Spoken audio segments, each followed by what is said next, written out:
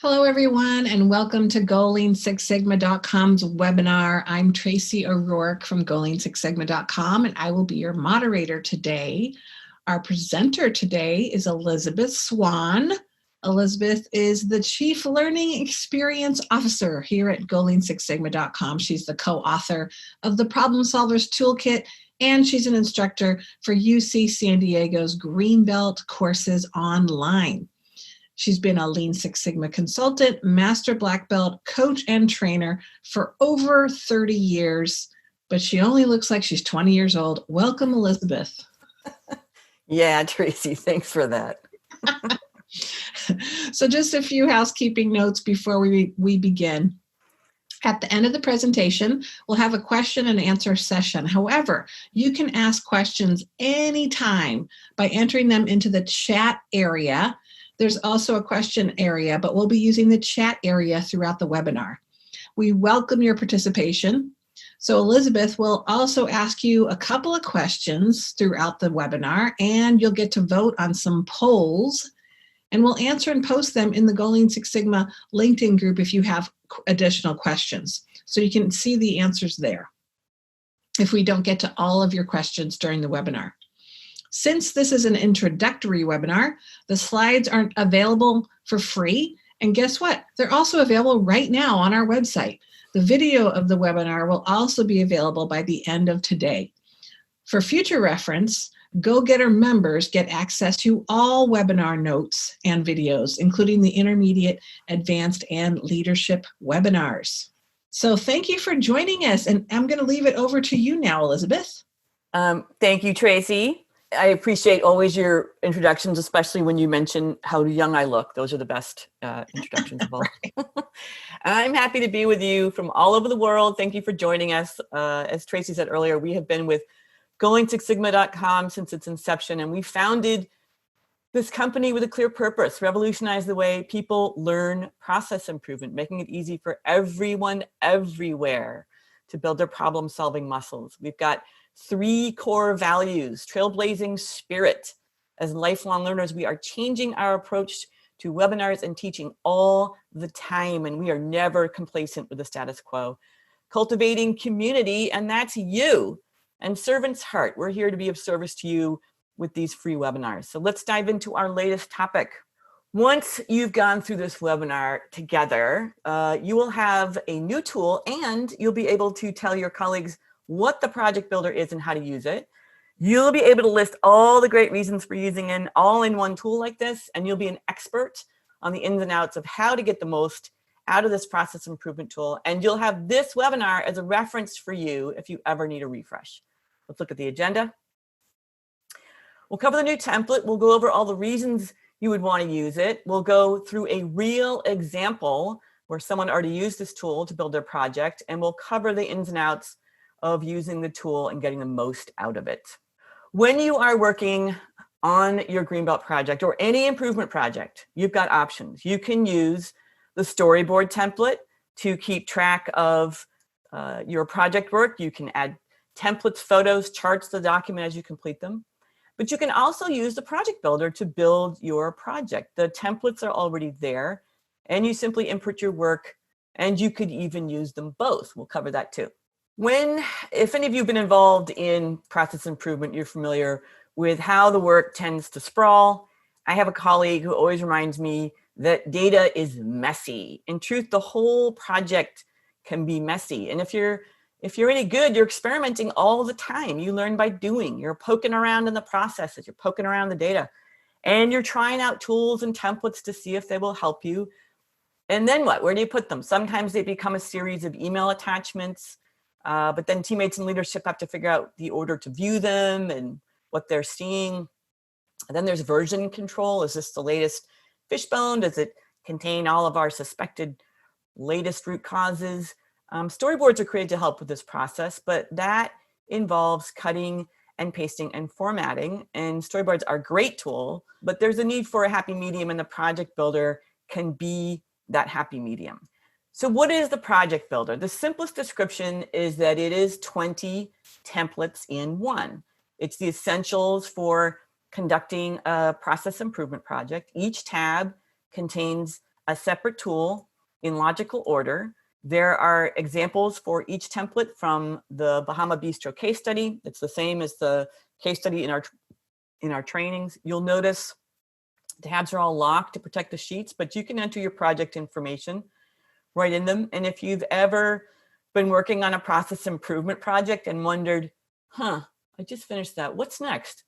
Well, with this tool, the next tab is the clue. It's right there. So I want to do a poll with you guys and find out, what is your current method of managing your project? Tracy, what do you see?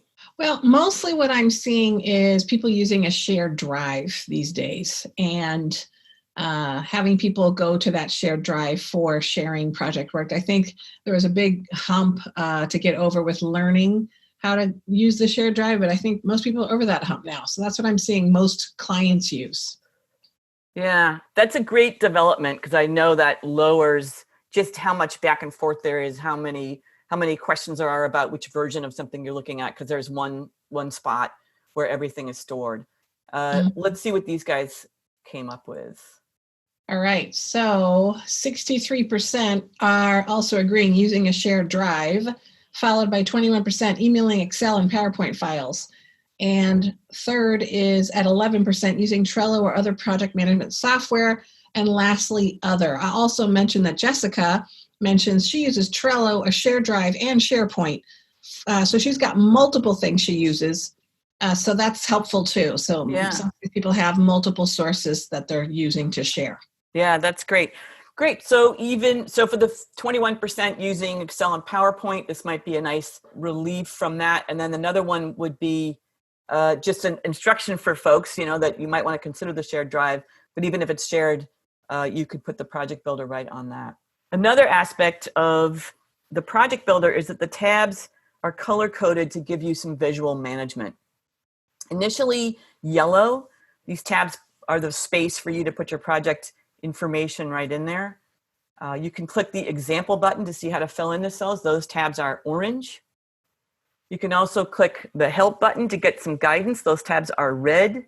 And once you enter your own project and info and hit submit, the tabs turn green. Tracy, you have a question? Actually, we have a question from a learner, someone that's attending the webinar, in asking about the different ways to share things. They were wondering if the project builder is an open source tool or is it licensed? Yeah. I think they're going to like this answer. Yeah, this is a golean6sigma.com template. Anybody can use it. It's just, we do like to make sure that it's referenced that it's a Golean Six Sigma template. If you do that, it's open source and to a degree. Okay, so you can pass the Excel document to whoever you want. The color coding indicates where you are in the project. Yellow tabs signal that it's an incomplete step, and the green tabs are work that's been completed or at least initiated. So that's the color coding. So you have some good visual management there. The examples provided all come from the running case study that takes place at the mythical Bahama Bistro. This is the same as in the training, as I mentioned. The teams reacting to customer complaints about food orders taking too long, they decided to tackle food order lead time. So if you ever need to see how to correctly fill out a template or just get an example to base yours on, you can check out what the Bistro did while working on their cycle time reduction project. After the initial instruction tab, where a lot of what I'm explaining is captured, there's a running progress tracker. The templates follow the DMAIC problem-solving method and groups them by phase. And you can see the templates by the 5 phases: define, measure, analyze, improve, and control. And this sheet will automatically update with target dates for each phase and step once you create your project charter.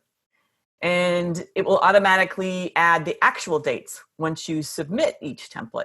And the actual cells will turn green if they're on or before the target dates, and then they'll be red or lilac if the actual dates are after the target dates.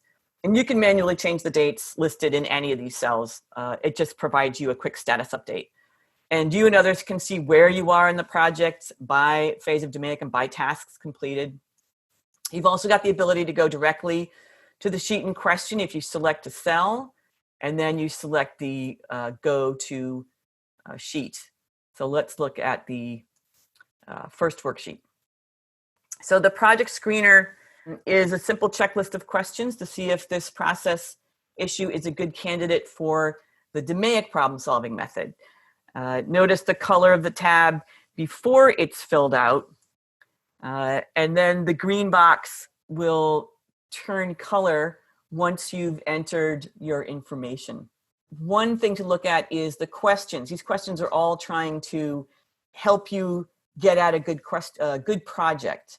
And the question highlighted here, the second one is, does the project aim to solve a problem whose solution is currently unknown?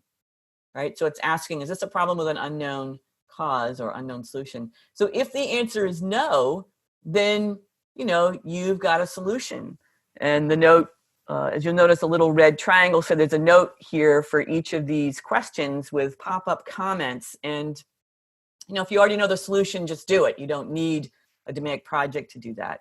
So the screener is helping you consider things like whether or not you've got leadership support, whether or not this process issue requires DMAIC problem solving, or if it's more of a quick win. And these questions should be thought-provoking to you as a leader. Will you have help? Do you have access to data? So good critical questions here. If you want to know more about how to select a good project, we have a few webinars that are helpful, and you can watch these to get some extra tips on selecting good projects. This one is used by our black belts, but it's got a great information on where to look for projects. And in the help section, we've given you links to any kind of deep dive we think is appropriate for that particular tool. So once you've selected a project, it's time to create a goal statement. And we find that by clarifying the goal, it helps you focus your effort. So that's why we insert the goal builder before the charter. It sets the stage for the project. So with the goal builder, all the remaining templates, there are examples and help available. You have these 3 buttons that appear on each template. So the example and the help buttons will take you to hidden tabs. They'll pop open when you want to see them. And these provide great reference material for you to study before submitting your own work. So in this case, let's say we're going to go to an example, which means we're going to go look at what did the bistro use. So here's the example from the bistro team. And one thing Tracy and I have seen countless times when we're coaching teams is people inserting the solution right in the goal statement. A typical one we might read is, reduce the time to deliver entrees by having busboys join the delivery process. So what's great about the goal statement builder is there's no room for solutions. This is very structured. It's like Joe Friday saying, just the facts, ma'am. And what are you trying to improve? Time to deliver entrees, all right? And should that get bigger or smaller? Time should get smaller. And what are the units of measurement? Those are minutes. And what is the current average delivery time? 28. What's the target? 20. When do you plan to reach that level of improvement? By June 30th. And then your goal statement appears at the bottom, just like the one for the bistro. And then we can return back to the main tab by hitting the return button.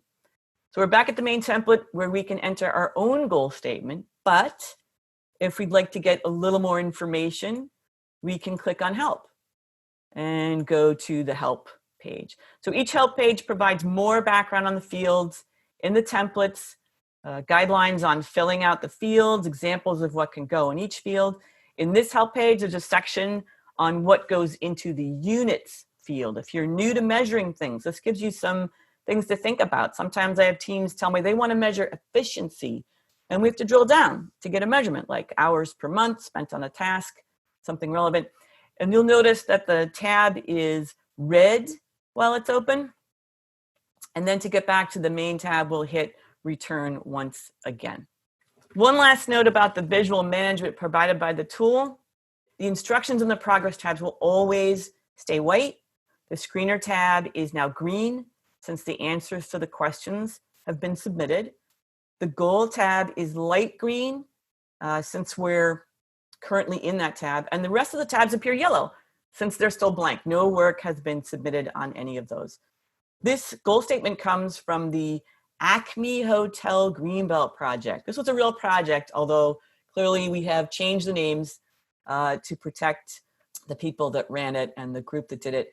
And this team was trying to reduce the time that guests spent waiting for rooms. And this is something that all hotels have to manage. When you travel, you don't always arrive at check-in time. Sometimes you get there early, but you still want to get into your room, and the staff knows this. So they make every effort to quickly get your room ready while you're waiting. And this team wanted to reduce what they call pending time, the time it took to get a room ready when a guest was waiting in the lobby. So we'll be using their project to show you a real example from a team who used the Project Builder. At the end of the help page, there will often be a link to a related blog or webinar, as I mentioned. And the goal statement, in the goal statement help, there's one by the author, actually, of the Project Builder. That's Bill Eureka, which is an awesome name, especially for a process improvement master black belt. And he's got great tips, like not setting your goal at 0 defects or 100% yield. His point is that process improvement is iterative. Don't let perfection be the enemy of good, and don't burden yourself with unachievable goals. So one rule of thumb is to reduce or increase by half the gap. So if the error rate is 10%, shoot to get to 5% by the first go round. Goal setting is little art, little science. So tips like these are super helpful, and this blog is a great deep dive if you need it. And this is the blank template for the project charter information. There's charter information for the Acme Hotel team. Their project charter goal transfers right from the goal statement builder, right? So that's automatic. As soon as you build a goal, it's right in your charter. But what if the team still wants to see an example of a charter? What if they want to check and make sure they got it right? So they go to the blank template for the project charter information, and this is the Bistro Charters information. So if you're wondering where the target dates come from the progress tracker, they're assigned by an algorithm which uses the planned completion dates for each phase as entered here in the charter. So then we hit return, get back to the Bistro, get from the Bistro.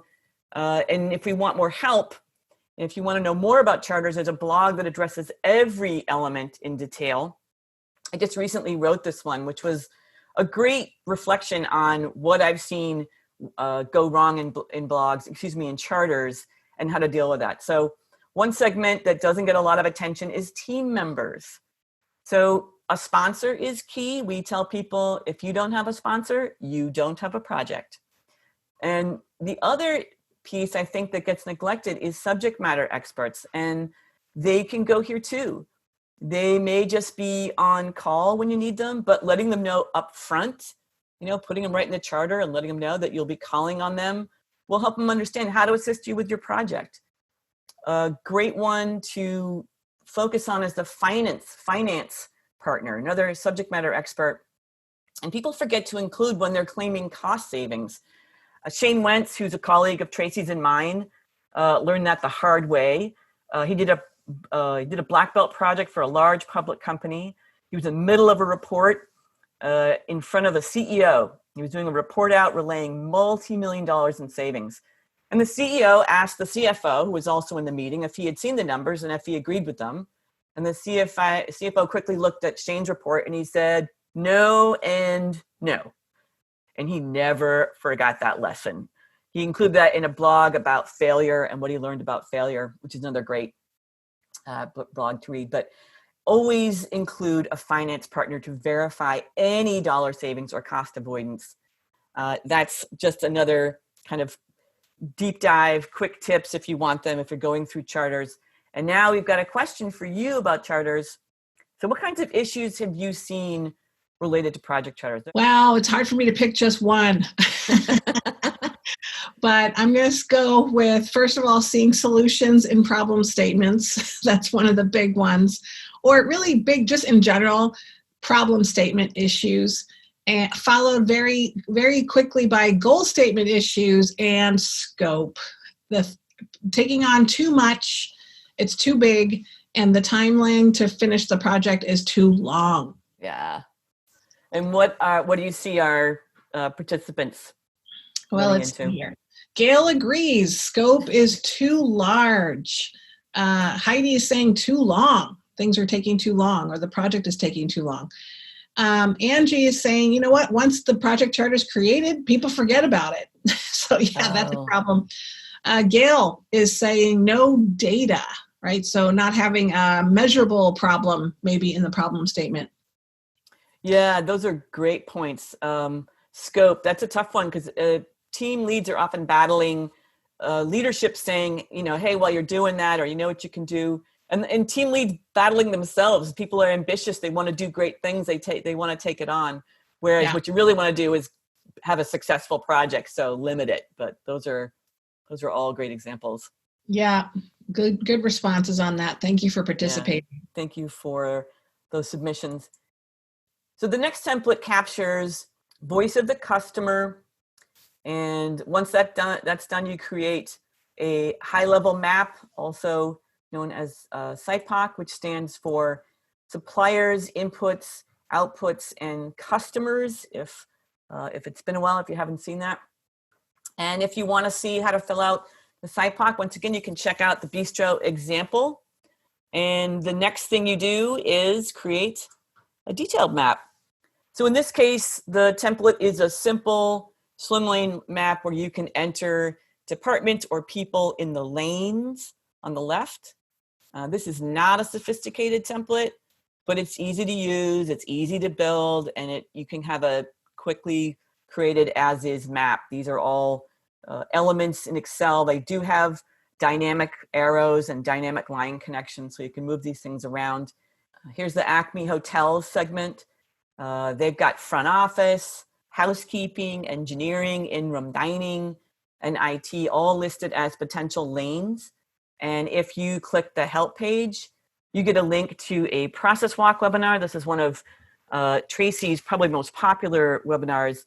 Process walks, also known as Gemba walks, one of the single best ways to get process information. If you've never conducted a process walk, it is a series of informational interviews with the process participants. And you interview them at their workstations.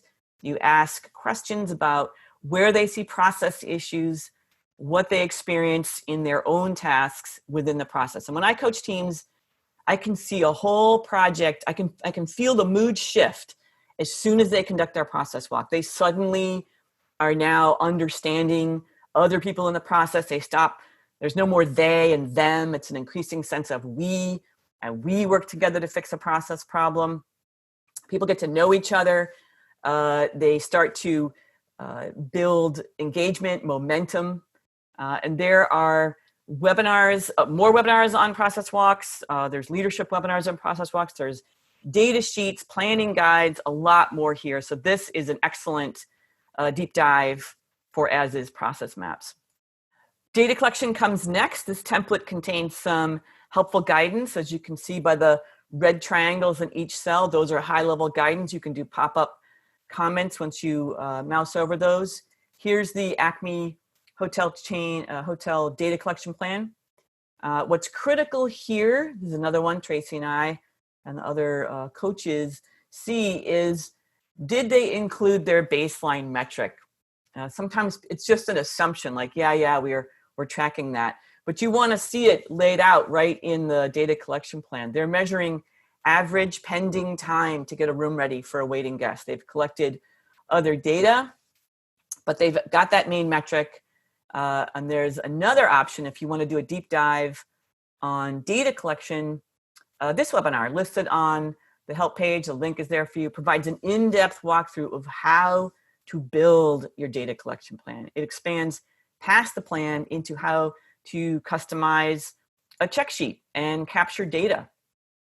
Tracy and I both spent a few years coaching black belts and teams at a financial services organization. And there was a new team and they just wanted to get moving on data collection. Tracy and I weren't there all the time. And so they just said, let's get this done. So by the time they get back and are coaching us, we'll have all the data collected. And they were tracking the time to open a new account, right? It was taking too long, and their goal was to reduce that time it took to give that customer their open account. And they figured they didn't really need to plan since they're so familiar with that metric of how long it took to open a new account. So they decided to divide and conquer. Each team member went off to collect their data. And what they didn't realize is they had tapped two different databases. They had access to different ways of measuring account open time. And both of them measured the cycle time differently using different start and stop points. So if they had used the data collection plan, they would have discussed the data sources and they would have caught the fact that they were using two different databases. But instead, they had to toss all that data and start again. Tracy, do you remember that? Yes, I remember it. It was painful. It's really painful, but good learning, right? That never happened again to them. It was a good learning, and that's where we learn best, right? Is when there's a little bit of pain associated with the learning. Yep, making I mistakes. do have a question from someone as well. Yep. So Angela asked, she was talking about Gemba walks, and in the current situation, she wants to know, how do you suggest doing a Gemba walk right now? Would the best way be virtual? Oh, absolutely. And virtual walks are great. You need obviously platforms like Zoom or GoToMeeting, because what you're doing is you're looking at, either you're looking at somebody's screen. We have a lot of online workflows, so you can walk somebody through their online workflow and show where they run into problems, or cell phones are great if it's a physical space. I know a lot of people aren't allowed to be in physical spaces right now, but if you are, you can use a cell phone to show what's happening and how you do the tasks in the physical space. Do you want anything to add to that, Tracy? Yeah, I would just add that it's very easy these days to do a virtual Gemba walk. There's so many tools available. People have their phones, FaceTime, they have different video equipment sometimes readily available. The share screens Elizabeth was talking about. I just think it's just a matter of organizing who would take you through the walk and what you're sharing on the screen. But they could be really insightful. Yeah, all the rules still. Now. Say it again. Yeah, especially now. All the rules still apply, just which platform you're going to use. Go ahead, Tracy. Yep. And I'll just say, there's a lot of people, their processes have slowed down, some not, some have speeded up, or sometimes they got to come up with new ones. But we always talk about, people say they never have time to work on the process because they're too busy working in the process. And now might be a good time to work on the process for some things. Yeah. Something to think about. So the spreadsheet is an example of what I often see teams use to share their baseline data, but it doesn't provide a way to observe trends and shifts. This template bundle has a nice bonus with this baseline data chart. So once baseline data is collected, there's an easy way to cut and paste and display it. You simply enter the data and the time period, if you've got it. For the Acme Hotel, it's time in minutes, and they're collecting the average daily pending time. The time chart is calculating an average and putting the line right on the chart. So you can track defects, proportion defective, yield, whatever's in the goal statement. If you've collected the dates, it's great to have that timeline going across the x-axis. But this is just a really handy way to move past the spreadsheet and get a look at what's happening, what's the variation in the process. So now I'm interested in how you guys are displaying your data. Are you using Excel? Do you have Minitab? Do you have applications like Sigma Excel, Sigma Zone, one of those packages? Do you generally create charts like histograms or run charts or control charts? Or do you just look at data totals on spreadsheet? Whatever it is, let us know. And Tracy, what do you see? I do see more graphs for people that are going through DMAIC, but I have also seen that a lot of people are showing spreadsheets and they're not necessarily putting things in a graph. And I don't know if that's because people are used to it or what the situation is. We've got a lot of people saying Excel and Minitab and charts, which is wonderful. That's great to hear. I would just definitely push everybody to include at least a run chart or a control chart, some kind of time chart, so you can see what's happening to that metric over time and what the variation is. It just spells out in a much more complete way what's happening in the process. So next is another nice addition to the project journey. This is from Bill. And what he found was it's really good to have a place to capture what you're learning during process walks, to capture what you're learning during data collection, to what you're observing in the process. So it's a great way to start searching for root causes, even if you're not sure what these things mean, and you're just jotting things you've discovered as opposed to hunches or guesses. So we don't want to start filling out the fishbone until you've got some clues. Otherwise, it starts to encourage speculation. The Acme Hotel discovered that even though there were rush work order tickets going into the system as soon as guests showed up and wanted rooms, there's no way for housekeeping or anyone to differentiate which tickets were connected to pending rooms. They didn't know which tickets to resolve first in order to keep guests from waiting. They also found a lot of simple room issues that seemed to take a really long time to resolve. So these are the things they started seeing as they were working through the project. So they put them into clues, and then all those clues are added to the fishbone, and the team keeps building their root cause theories. The fishbone is another great living document. I know earlier someone mentioned, the charter gets built and forgotten, whereas that's also a living document, needs to be updated. The fishbone, I think, really gets short shrift that it's a one-time thing, and that's also should be constantly added to, because you're going to be discovering different things as you move through the process throughout the life of the project. And then the template that comes next is the 5 whys, because as you list all these potential issues, you want to dig past symptoms. Why was it hard to tell which work tickets applied to pending rooms? And why did simple tasks take so long to complete? And they kept digging, and they narrowed their hypotheses, and then they worked to verify the most promising one. So the team had lots of data to dig into. Some of us have less data. Some of us are stuck only with manually collected data, but a lot of us have system data we're trying to make sense of, and we're using it to confirm our theory. So the fact that in their case, the system didn't designate which work tickets applied to pending rooms, that was just missing information. There was no way for anyone to see that work ticket as different from other work tickets. They suspected that the minibar took too long to stock, so they measured the time. And they measured how many trips the houseman made and to replenish it. And they found that they weren't stocking at the right levels based on usage. There's a disparity there. They looked at, they saw the houseman had to place second work order tickets for stocks to be replenished. So minibar tickets were the 4th highest work order. So that had a big impact on the room pending time. So between confusing rush tickets, late patio cleaning, extra carpet cleaning, and stocking the minibar, the team had a lot of smoking guns, which, if you look at the help page, is the name of another really helpful blog, again by Bill Eureka. He's got great examples and advice on how to get to root cause, how to verify that smoking gun, because if you don't, then you could be fixing things that aren't the root cause, which is at a simple level a waste of time. At a more complex level, it can add more variation to the process, and it could cause new problems. So this is a great way, a great deep dive on making sure you are validating what's truly causing the problems.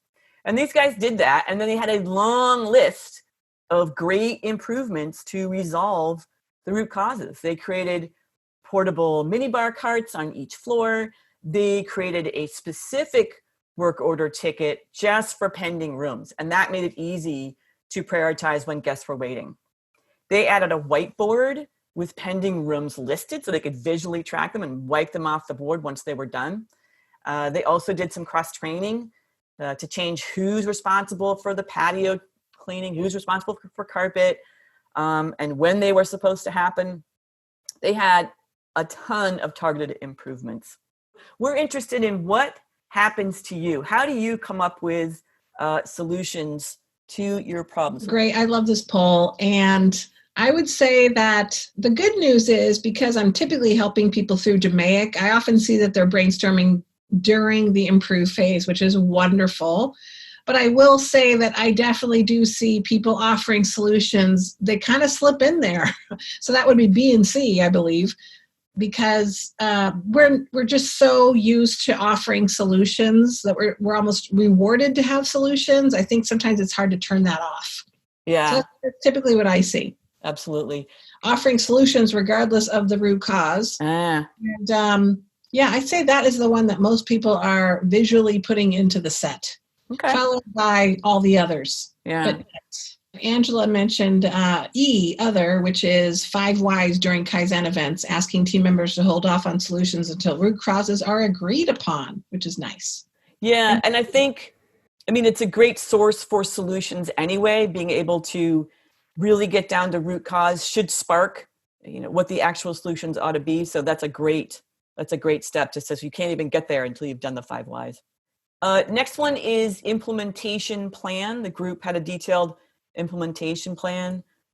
From there, it's risk mitigation. This group did use the FMEA, which stands for Failure Modes and Effects Analysis. They looked at some potential process failures and planned their action items accordingly.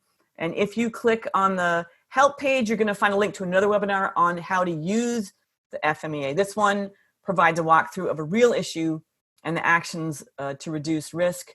Some unintended consequences are good things. Back when Starwood Hotels introduced their heavenly beds, and if you have not heard of them or slept in one, they are meant to be luxurious. It's extra pillows, fluffy down comforters, lots of extras. And they did not anticipate how popular they would become.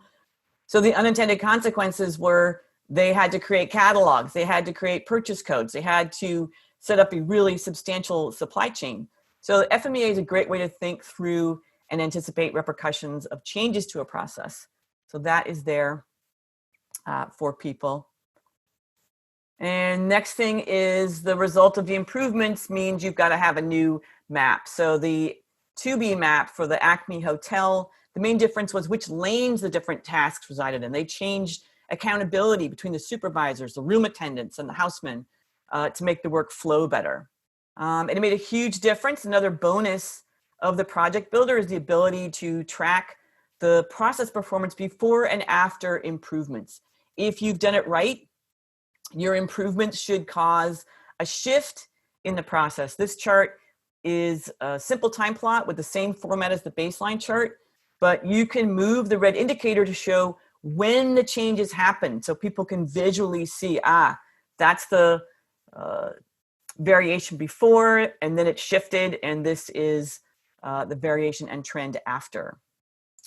And in terms of monitoring, the team continued tracking just the average pending time for guest rooms. You can have leading indicators, you can have some lagging indicators, and then they considered innovation transfer opportunities. They realized they could spread their solution to other properties in the hotel chain. So hotels and other industries have great opportunities to get more bang for the buck with every single project. So their goal was to make it easy for engineering to tell when work tickets were for pending rooms.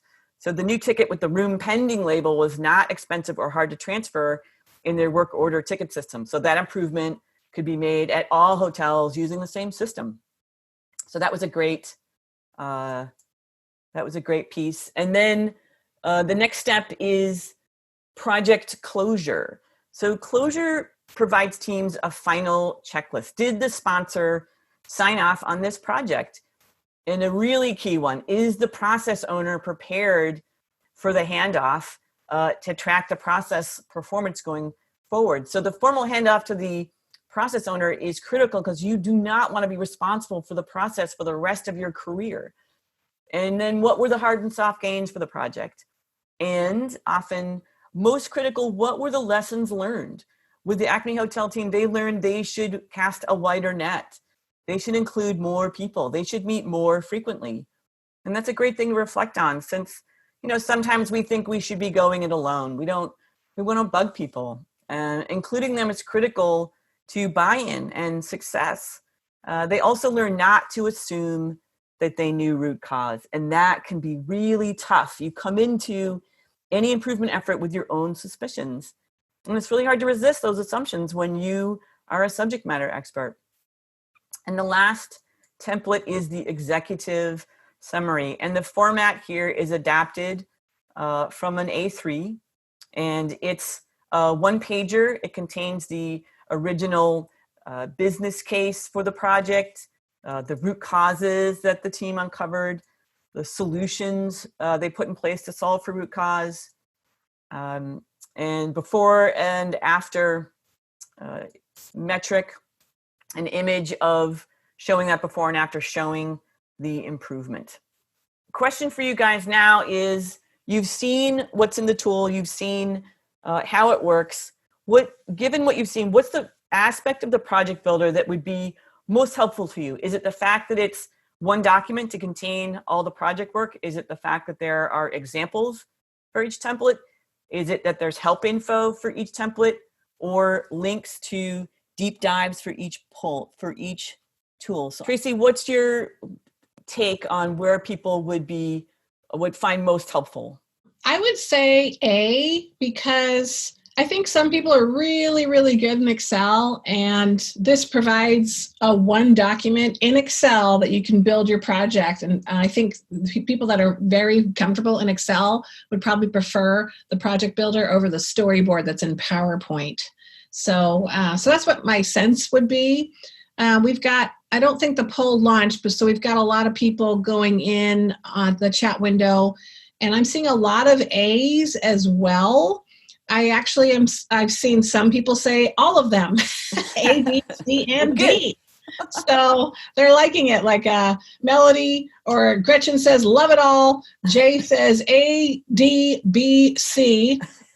So we've got a lot of A, and and Angela said all of the above as well. So they like it all, Elizabeth. You can use the project builder to build your storyboard. So that means you have options on which format you want to use. You can keep it in Excel, or you could, paste your work from the builder right into the storyboard template. So a bonus with a storyboard, which I love, is that people can add their takeaways on each tool, and you can create, a more polished document. Maybe you're being asked to present and you want to, put your best foot forward, but you've got options. You can use them together. You can use the builder to populate a storyboard, and you can add those takeaways, which I think are great for other people to see. So you have a all-in-one template, which a lot of you are appreciating. It's got all you need to work on your project. The order of the templates answers the question, what's next?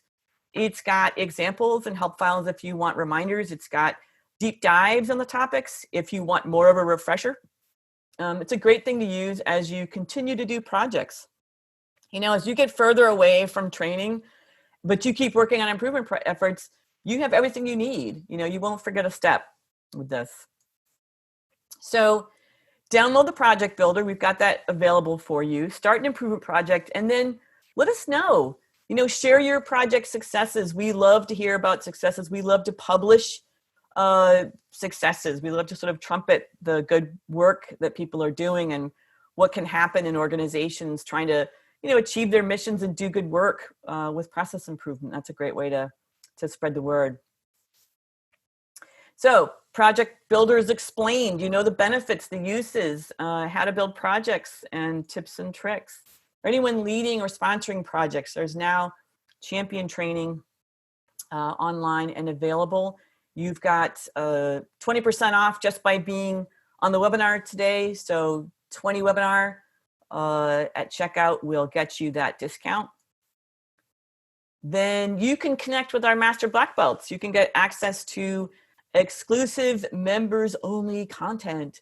You get access to all single modules, and that is over $650 right there. And we add single modules every month. This Go-Getter membership just keeps expanding and growing in value.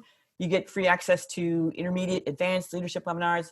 You also get all of our books and guides for free, and you still also can get 20% off anything we're not just handing over to you. So it ends up being, worth almost a grand. So check that out. I highly recommend. Tracy, tell them about your webinar next month. This is a good one. Okay, so the webinar for next month, April 23rd, 11 a.m., is the top 5 challenges with A3 coaching and how to overcome them. So A3s it's a wonderful tool for leaders to help build problem-solving muscles. And what we're finding is sometimes there's challenges with how to incorporate A3s in a discipline. And so we talk about some of the ways to use A3s to coach and some common challenges leaders are facing and how to overcome them. So it's a great way to become a better coach and a superior leader. So I hope you are interested in joining. Whether you're a leader or an A3 user, it could be helpful. I think another great thing about having a coaching webinar right now is that is something you can do remotely. As we're all challenged to not be in our physical workspaces, coaching can happen remotely no matter what. Great thought there, Elizabeth. I feel like there's a lot of new normal for people, especially in times right now. And why not start a great way to check in with employees and coach them, a new process using A3. So hopefully you can join us. Okay. Also, come join our LinkedIn group. This is an awesome forum where you can get answers. People post helpful templates, webinars, discussions on issues people are struggling with. It's a great forum. It's a great community.